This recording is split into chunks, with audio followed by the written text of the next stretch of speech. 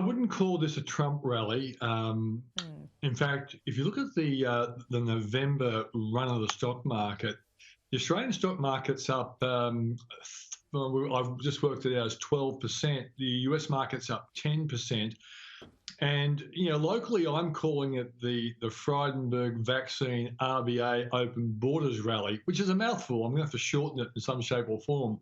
but it's driven by those factors, the enormous stimulus locally from the Treasurer, historically low interest rates, and that's where I think America and Australia are on par. We're stimulating better than the American economy. The election hasn't helped. The Trump Democrat-Republican war over stimulus hasn't helped the American stock market.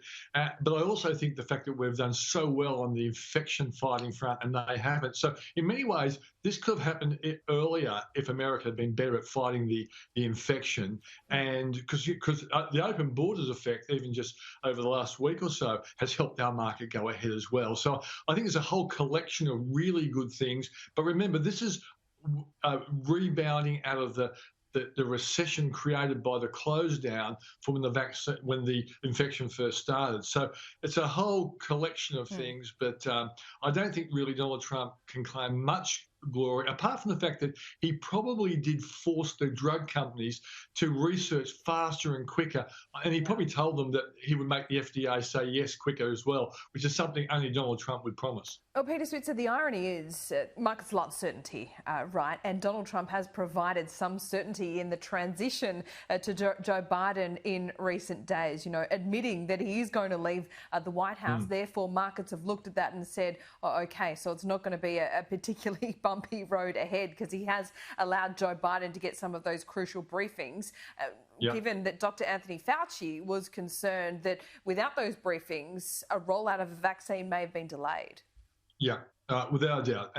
And also, you've got to remember that the Democrats actually have a fantastic record for the stock market. I think only under Roosevelt in the Great Depression did the stock market not go up really solidly. Every other period of a Democrat president has. And so if Donald Trump was going to be really an obstructionist, it would have been a bad start to what is probably going to be good for the stock market, because the Democrats will try and spend their way up. The stimulus will be bigger because of Biden, and that will be good for the US, particularly in 2021. So putting it all together, we've got the perfect storm on the good side. What's the opposite of a perfect storm?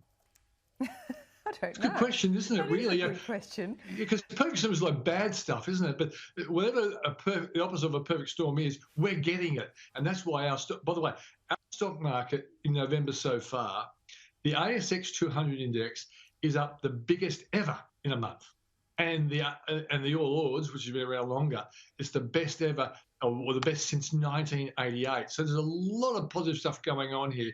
Open borders and the vaccine news really adding to a pretty good effort locally.